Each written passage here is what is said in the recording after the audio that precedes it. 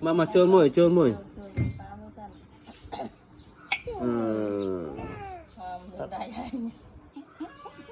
một chút mùi na mới pa xuôi na các bà na chấm bò na cái này ra cho không cái này na mòn na thằng mình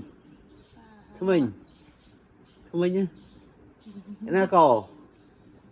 na đầy na trường na ồn nè nè sát thuốc ô cun